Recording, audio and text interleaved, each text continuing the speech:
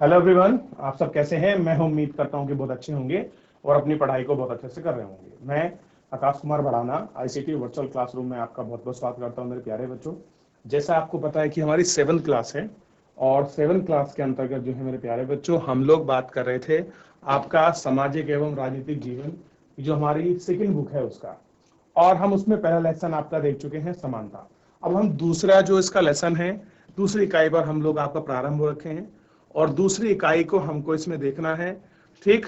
और आपको ध्यान रखना है स्वास्थ्य में सरकार की भूमिका। लेसन को बहुत इंपॉर्टेंट देखिए, बड़ा इंपॉर्टेंट है कि हेल्थ में गवर्नमेंट की क्या भूमिका है, क्या रोल निभाती है। इस भूमिका को हमको आपका एक एक करके इसमें गौर करके आपका देखना है कि सरकार की क्या भूमिका है। ये आप इसमें ध्यान रखिए। क्लियर है मेरे प्यारे बच्चों? चलिए, तो इस विषय में हम लोग पढ़ेंगे। चलिए ध्यान देते हैं। देखिए, लोकतंत्र में लोगों की अपेक्षा रहती है कि सरकार उनके कल्याण के लिए कार्य करे। क्या रिस्पॉन्सिबिलिटी रहती है? कि गवर्नमेंट की रिस्पॉन्सिबिलिटी हो कि उनके कल्याण के लिए क्या करे। जो आपका गवर्नमेंट है वो कुछ क्या करे, उनके कल्याण के लिए कुछ काम करे। शिक्षा, स्वास्थ्य, रोजगार प्रदान करने एवं गृह निर्माण, सड़कें के विकास तथा बिजली की उपलब्धता कराने के माध्यम से हो सकता है। इस अध्याय में हम स्वास्थ्य के अर्थ और उनके उससे संबंधित समस्याओं की जांच करेंगे। इस अध्याय के उप शीर्षक को देखेंगे और इसके विचार में सरकार के काम में किस प्रकार जुड़ाव है, इस पर हम बात करेंगे। यानी कि मेनली हम लोग क्या देखने वाले हैं इस चैप्टर के अंतर्गत, आपको पता होना चाहिए। तो हम देखेंगे कि सरकार की रिस्पॉन्सिबिलिटी कैसी है शिक्षा में, स्वास्थ्य में और रोजगार आपके प्रदान करने में। क्लियर है? और बेसिकली हमको इसमें हेल्थ के विषय में देखना है। क्या देखना है बच्चों? हेल्थ के विषय में देखना है कि स्वास्थ्य में सरकार की क्या भूमिका है, कैसे। अब आप देखिए, आप हॉस्पिटल देखते हैं, एक गवर्नमेंट हॉस्पिटल होते हैं, एक आपका निजी अस्पताल होते हैं। इनके विषय में भी हम लोग आज अपनी बात करने वाले हैं कि कैसे इनका स्वामित्व के आधार पर इनका डिवीजन है। इसको भी हम लोग आप देखते हैं। अब देखिए, गांव के अंदर आपने देखा होगा कि बहुत सारी कार वगैरह आती हैं, डॉक्टर्स की गाड़ी आती है, एम्बुलेंस आती हैं। कैसे लोगों को पानी की उपलब्धता हो रही है, कैसे गांव गांव में लोग जाते हैं। देखिए, ये जो हमको चित्र दिखा रहा है, हर एक समाज का जो परिप्रेक्ष्य है उस एक पहलू को इसमें समझने की, समाहित करने की कोशिश की है। देख लीजिए, देख लिया आपने इतना, आगे बढ़े। अब देखिए, सबसे पहले हम लोग इसके अंतर्गत ही जो है कुछ बात करने वाले हैं कुछ पॉइंटों की, और वो पॉइंट क्या है इन पर हम लोग अपना गौर करके एक एक करके अपनी चर्चा करेंगे और इसके विषय में हम लोग आपका अच्छे देखेंगे। तो इसमें सबसे पहली चीज है स्वास्थ्य क्या है, व्हाट इज अ हेल्थ। अगर मैं आपसे पूछूं हेल्थ क्या है, स्वास्थ्य क्या है, आप मुझे क्या एक्सप्लेन करेंगे? अगर कोई व्यक्ति किसी बीमारी की चपेट में नहीं आता तो वो क्या है? स्वस्थ है। अगर आपको बुखार है, नजला है, खांसी है, जुकाम है, एनीमिया है, कोई भी बीमारी, तो आप क्या हैं? आप अस्वस्थ हैं, आप बीमारी की चपेट में हैं, आप बीमारी से क्या हैं? ग्रस्त हैं। देखिए, स्वास्थ्य के बारे में हमें अनेक प्रकार के क्या है प्रकार से सोच सकते हैं। स्वास्थ्य का अर्थ है हमारा बीमारी और चपेट, बीमारी और चोट आदि से मुक्त रहना। क्या मतलब है कि अगर हम बीमारियों से दूर रहेंगे, चोट से दूर रहेंगे, तो हम क्या कह सकते हैं कि हम हेल्थी हैं, हम हेल्थ हैं। लेकिन स्वास्थ्य केवल बीमारी से संबंधित नहीं है। अगर आप कंपैरिजन करो स्वास्थ्य का हेल्थ का, तो वो केवल बीमारी से संबंधित नहीं है। अपने उपयुक्त कोलाज में से केवल कुछ स्थिति में ही स्वास्थ्य को जोड़कर देखा गया है। प्राय हम नहीं देख सकते कि उपयुक्त हर स्थिति का संबंध स्वास्थ्य से है। बीमारी के अलावा हमारे उन कारणों पर भी विचार करना आवश्यक है जो हमारे स्वास्थ्य पर प्रभाव डालते हैं। उदाहरण के लिए, यदि लोगों को पीने के पानी के लिए स्वच्छ पानी और प्रदूषण मुक्त वातावरण मिले तो वे सामान्यतः स्वस्थ रहेंगे। दूसरी ओर, यदि पेट भर लोगों को भोजन ना मिले और उन्हें घुटन भरी अवस्था में रहना पड़े तो उनके बीमार पड़ने की संभावना सबसे अधिक है।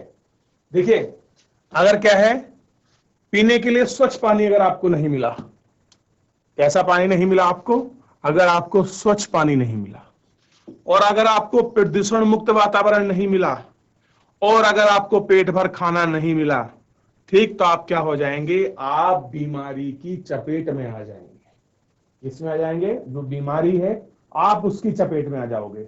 और बीमारी की चपेट में आने का मतलब है कि आप अब स्वस्थ नहीं हो, अब आप बहुत सारी समस्याओं का सामना करने वाले हो।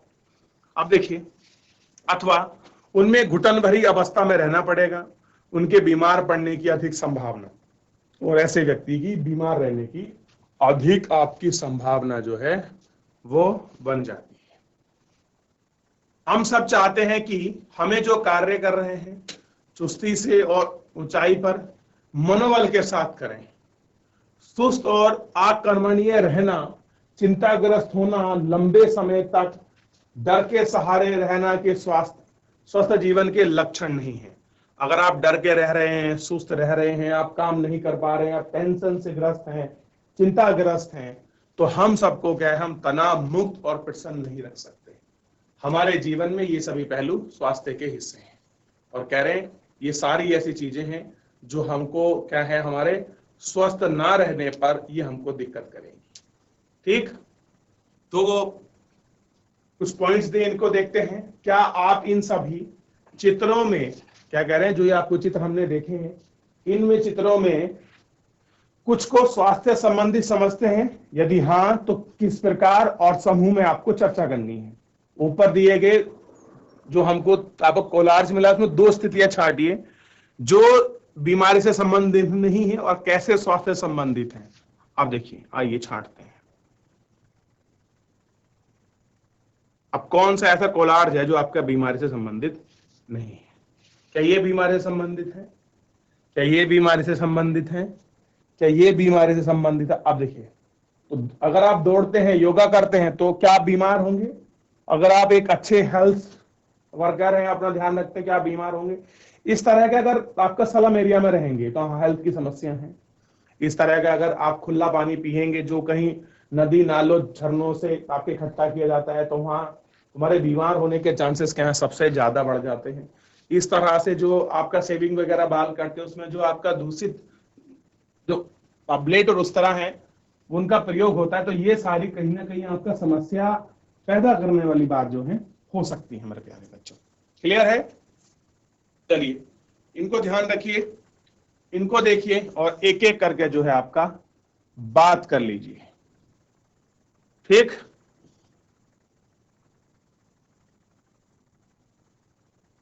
भारत में स्वास्थ्य सेवाएं, क्या करना है कि भारत में हेल्थ की क्या कंडीशन है, कैसी स्वास्थ्य सेवाएं हैं, इन चीजों को हमको इसके अंतर्गत आपका देखकर चलना है। आइए भारत में स्वास्थ्य सेवाओं के लिए कुछ पहलू का परीक्षण करें। नीचे दी गई तालिकाओं के प्रथम और द्वितीय स्तंभ में पाए गए, इनको देखते हैं। क्या आप इन स्तंभों के कोई शीर्षक दे सकते हैं? जैसे पहला देखिए, संसार भर में भारत में सर्वाधिक चिकित्सा महाविद्यालय है। कह रहे अगर दुनिया भर को देखोगे तो भारत ऐसी कंट्री है जिस कंट्री में आपको दिखाई देगा कि सबसे ज्यादा क्या है, आपके मेडिकल कॉलेजेस हैं। क्या है? मेडिकल आपका कॉलेजेस हैं सबसे ज्यादा। कहां पर? इंडिया में। यहां सबसे अधिक डॉक्टर तैयार किए जाते हैं, लगभग 30,000 से अधिक नए डॉक्टर योग्यता प्राप्त। और देखिए इतने डॉक्टर क्या हैं आपका, हमको 3 लाख मिलते हैं हर साल। आगे देखिए, भारत के अधिकांश डॉक्टर शहरी क्षेत्र में बसते हैं। ऐसे हैं कि जितने भी डॉक्टर हैं वो कहां मिलेंगे आपको? शहरी क्षेत्रों में मिलेंगे। ग्रामीण वासियों को डॉक्टर तक पहुंच करने के लिए लंबी दूरी तय करनी पड़ती है। ठीक, ग्रामीण क्षेत्रों में जनसंख्या के मुकाबले डॉक्टरों की संख्या काफी कम है। पिछले वर्ष में स्वास्थ्य सेवाओं की सुविधा काफी वृद्धि हुई है। सन 1950 में भारत में केवल आपका 2,717 अस्पताल थे। सन 1991 में कितना थे, ये नंबर्स दिया गया है। ठीक, और 2017 से बढ़कर 23,583 हो गए हैं। भारत में करीब 5 लाख लोग प्रति वर्ष तपेदिक यानी कि टीबी इससे बच्चों आपका टीबी से। आप सोच के देखिए, भारत में 5 लाख लोगों की मृत्यु केवल आपका टीबी से हो जाती है, और स्वतंत्रता प्राप्ति से अब तक इस संख्या में कोई परिवर्तन, कोई चेंज नहीं हुआ है। हर साल मलेरिया लगभग 20 लाख मामलों की रिपोर्ट जो है हमको आपका प्राप्त होती है। यह संख्या भी क्या है आपका, कम नहीं हो रही है। यानी कि जो आपका मलेरिया है वो भी आपका क्या है, बढ़ता जा रहा है। इनको देखिए बच्चों,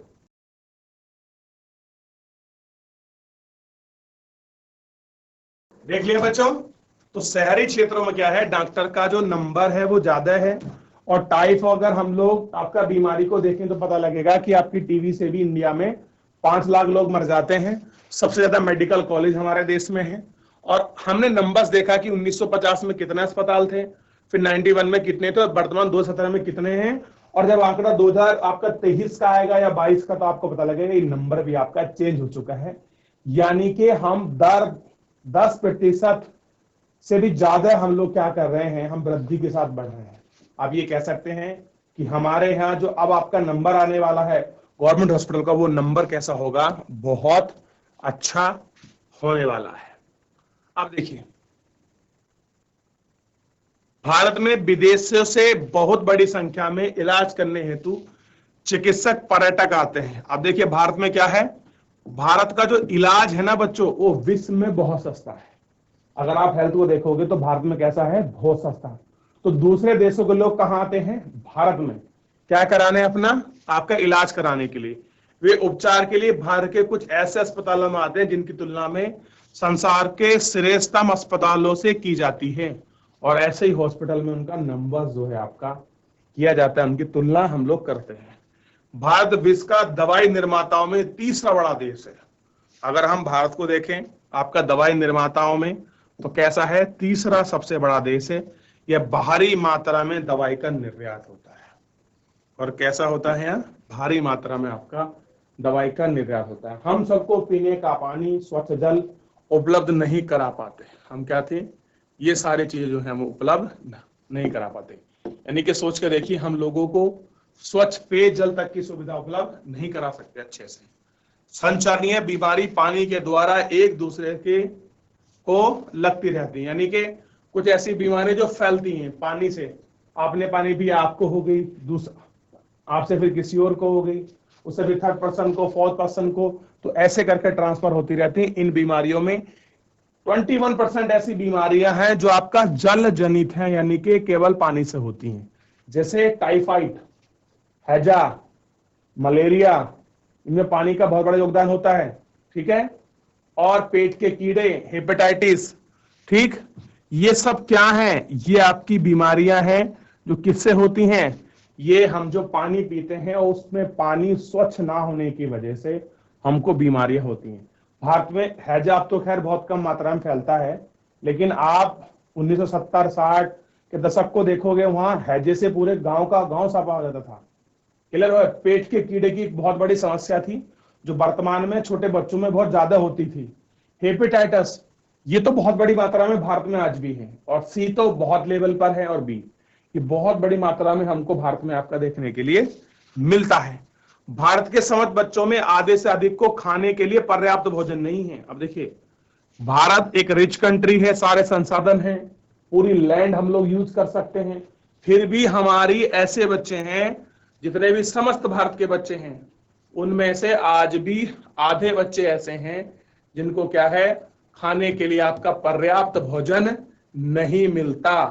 पर्याप्त भोजन का मतलब है बच्चों आपका न्यूट्रिशन वाला भोजन, यानी कि वे अल्पोषित शिकार रहते हैं। यानी कि जितना उनको पर्याप्त पोषण चाहिए, जितने उनको मिलना चाहिए, खटीन, ये सारी चीजें उनको चाहिए, वो चीजें क्या होती हैं, उनको प्रोवाइड नहीं होती। भारत की ऐसे 50% बच्चों की संख्या है। ये आपको कितने हैं ऐसे, 50% बच्चे हैं ऐसे भारत के। क्लियर है, ये आपको थोड़ा सा ध्यान रखना है। अब देखिए, भारत में प्राय कहा जाता है कि हम सबको स्वास्थ्य सेवाएं प्रदान करने में असमर्थ है, क्योंकि सरकार के पास इनके लिए पर्याप्त धन और सुविधा नहीं है। ऊपर दिए गए बाएं एवं दाएं स्तंभ को पढ़ने के बाद आप क्या समझते हैं या क्या सहमति मानते हैं? अब देखिए, ये तो दिखा रहा है कि हमारी कैसी आपका मजबूती है आपका मेडिकल क्षेत्र में।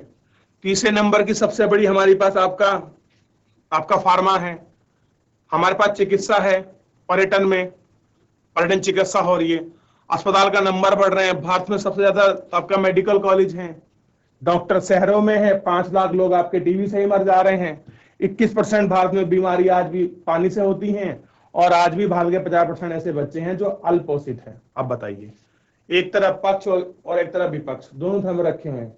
एक तरफ दिखा रहा है आपको पॉजिटिविटी की क्या स्थिति है, और दूसरी तरफ देखोगे तो आपको पता लगेगा कि भैया 21% बीमारियां तो किससे होनी, जल जनित से हो रही है, अकेले पानी से ही हो रही है। हम लोग पानी ही आपका सही प्रोवाइड नहीं हो पा रहा है। क्लियर है? चलिए इनको देखिए और देखकर अपना तर्क दीजिए।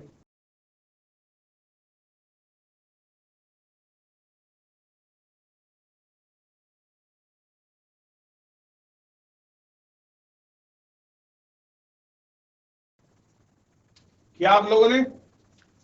चलिए, तो आपने मेडिकल कंडीशन देख ली और उसके सामने क्या स्थिति है विपरीत, और आपने ये भी देख ली। तो दोनों कंडीशन में आपने भारत की जो सारी स्थिति थी बिल्कुल साफ देखा कि हमारे यहाँ मेडिकल जो हेल्थ है, तो उसमें हेल्थ में क्या समस्या है और क्या चीजें। देखिए, आज भी अगर आप देखोगे तो भारत के सामने सबसे बड़ी चुनौती यह है कि हम लोगों को स्वास्थ्य सेवाएं क्यों नहीं दे पाते। उसका कारण है हमारी सबसे बड़ी जनसंख्या। क्या है? जो हमारी इतनी बड़ी पॉपुलेशन है ना, वो सबसे बड़ा कारण रही है, क्योंकि जनसंख्या हमारी सर्वाधिक है, और जनसंख्या सर्वाधिक होने की वजह से ही हमको ये समस्याओं का झेलना पड़ता है कि इतने सारे लोगों को पर्याप्त रूप से कैसे मेडिकल हेल्थ और चेकअप कैसे प्रोवाइड कराया जाए। और ये अपने आप में एक बहुत बड़ी समस्या है, क्योंकि हमारी जनसंख्या विस्फोट है। ठीक, चलिए इसको पढ़ा हमने। अब एक पैराग्राफ और है जिसको हम लोग ध्यान देंगे और अच्छे से पढ़ेंगे। क्लियर है? देखिए, बीमारियों से बचाव और उनके उपचार के लिए हमें उचित स्वास्थ्य सेवाएं चाहिए। अगर ये चाहते हैं कि आप बिल्कुल स्वस्थ रहें, आपको कोई समस्या ना हो किसी प्रकार की, आप अगर हेल्दी रहना चाहते हैं, तो आपको प्राइमरी कंडीशन ये है कि आपको अपनी जो हेल्थ की जो आपके सर्विसेज है वो आपको चाहिए। जैसे जैसे क्या चाहिए, ध्यान दीजिए आप। तो सबसे प्राइमरी कंडीशन ये है कि आपको क्या चाहिए, स्वास्थ्य केंद्र चाहिए। स्वास्थ्य केंद्र मतलब देखिए, गांव में सामुदायिक सेंटर बने होते हैं, उनमें स्वास्थ्य सेवाएं होती हैं, उनमें डॉक्टर आते हैं, वो आपका चेकअप करते हैं, आपको जो आपका बीमारी है, जैसे कि एक आपकी सामान्य बीमारी होती है। समझते हैं क्या होती है सामान्य बीमारी? सामान्य बीमारी में आपको बुखार हो गया, नजला खांसी हो गया, पेट का छोटा मोटा आपका दर्द हो गया, इनको हम सामान्य बीमारी में काउंट करते हैं। और मेजर के लिए हम लोग कहाँ भेजते हैं? जो हॉस्पिटल्स हैं उनमें भेजते हैं।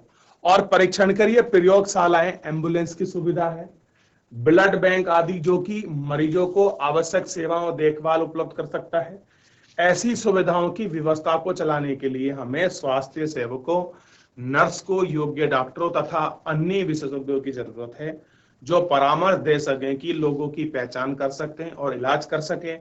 मरीजों के इलाज के लिए हमें आवश्यक दवाई और उपकरण भी चाहिए। जब हम बीमार पड़ते हैं तो अपने इलाज के लिए हमें इन सुविधाओं की जरूरत पड़ती है। देखिए, जब आप बीमार होते हैं तो आपका क्या होता है बच्चों? नॉर्मल दवाई है, तो आपका परीक्षण मतलब आपका जांच होगा, आपका ब्लड सैंपल ले लिया जाएगा, और उस ब्लड सैंपल में आपकी बीमारी को डिटेक्ट करने की कोशिश करी जाएगी, क्या कारण है। वो फिर आपका कहाँ जाएगा? लेबोरेटरी जाएगा। एम्बुलेंस की आपको जरूरत पड़ सकती है, ब्लड सैंपल जो है आपको ब्लड बैंक की जरूरत पड़ सकती है। तो ये सारी चीजें हैं जो आपका जरूरत है, और ये जरूरतों के लिए प्रयोग में होती है। ठीक है, ध्यान दें।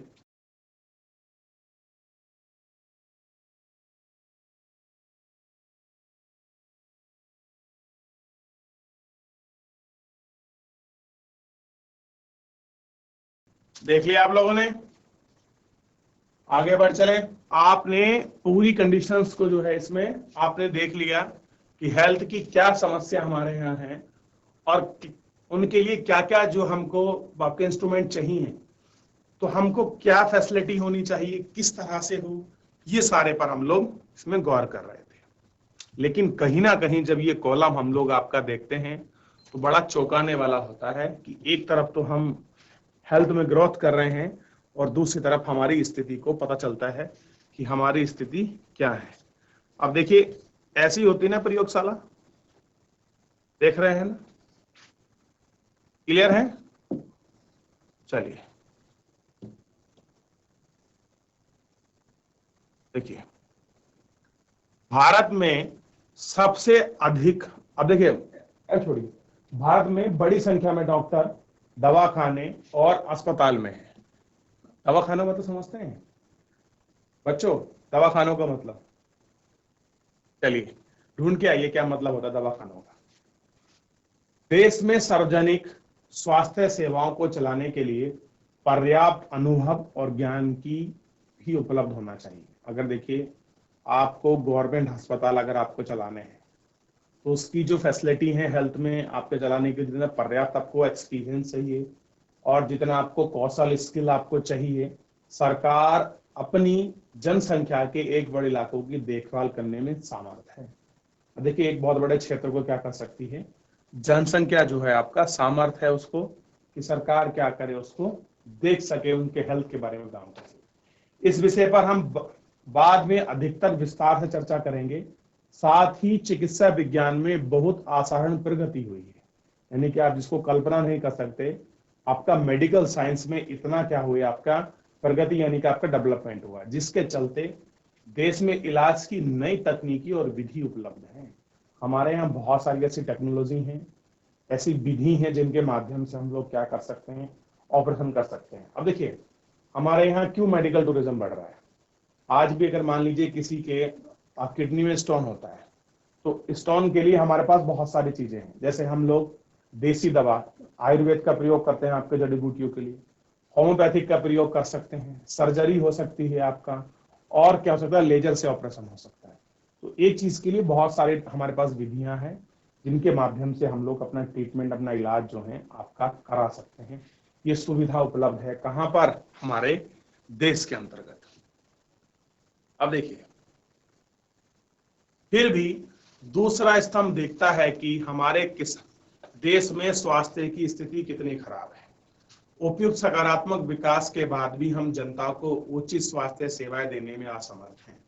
फिर भी क्या है, गवर्नमेंट को जिस प्रकार से हेल्थ की चीजों को प्रोवाइड कराना चाहिए, गवर्नमेंट आज भी उतनी अच्छे रूप में आपका ये सारी चीजें जो हैं, इन सारी चीजों को आपका प्रोवाइड जो है नहीं करा पा रही है। इनमें आपका उनको समस्या का सामना क्या है, देखना पड़ रहा है। ठीक, दूसरा स्तंभ है कि हमारे देश में स्वास्थ्य सेवा कितनी खराब है। उपयुक्त सकारात्मक विकास के बाद भी हम जनता को उचित सेवा प्रदान करने में असमर्थ हैं। विरोधाभासजनक स्थिति है जो हमारी उपेक्षाओं के विपरीत है। जैसी हम उम्मीद करते हैं उससे जस्ट कैसा है, उल्टा है। हमारे देश के पास पैसा है, ज्ञान है, अनुभवी व्यक्ति यानी कि ट्रेनिंगफुल है, फिर भी हम सबको आवश्यक यानी कि जो हमको जरूरी है आवश्यक स्वास्थ्य सेवा देने में असमर्थ हैं। हम इस तरह अध्याय में कुछ और कारणों को जानेंगे और बहुत सारी चीज हैं जिनके कारणों पर हम लोग आपका विचार करेंगे और उनको देखेंगे। सरकारी अस्पताल में मरीजों को अक्सर ऐसी लंबी लाइन में खड़े होकर इंतजार करते हुए आपने देखा होगा।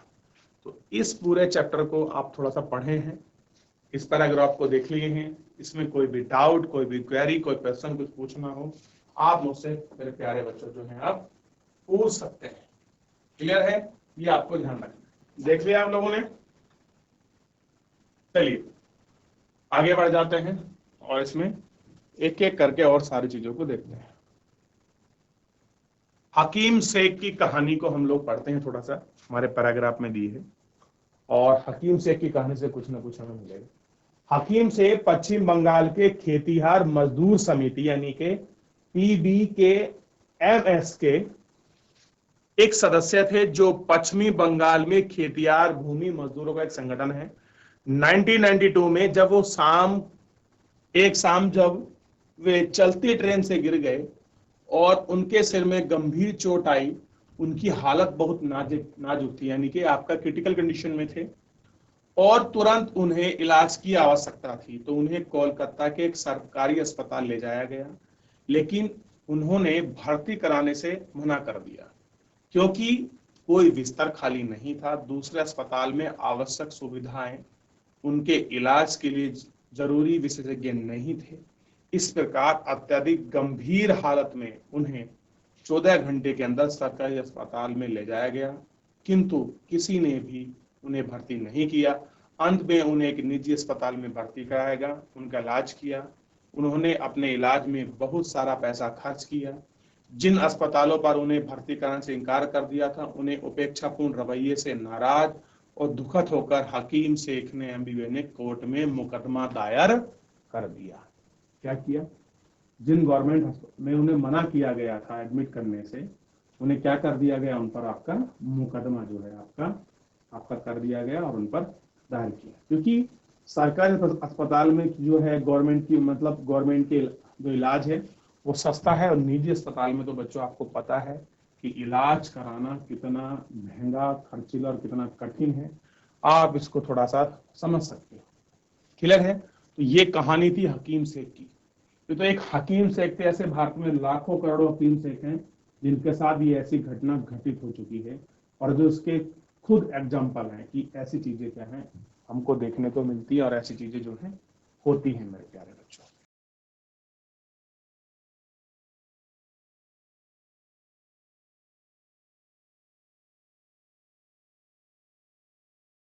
ठीक है बच्चों, तो आपने देख लिया ना पूरा, सारी कंडीशंस को देख लिया। चलिए, तो आज जो है हम अपने इस चैप्टर को फिलहाल जो है यहीं तक रखेंगे, और इसमें और जो आपकी बात है, जो और चीजें जो हमको डिस्कस करना है, वो हम लोग मेरे प्यारे बच्चों नेक्स्ट लेक्चर में देखेंगे। तो फिलहाल आज के लिए इतना ही, मिलते हैं नेक्स्ट लेक्चर में। तब तक अपना ध्यान रखिए, स्वस्थ रहिए, अपनी पढ़ाई को बहुत अच्छे से करते रहिए। मुझसे जुड़ने के लिए आपका बहुत बहुत धन्यवाद।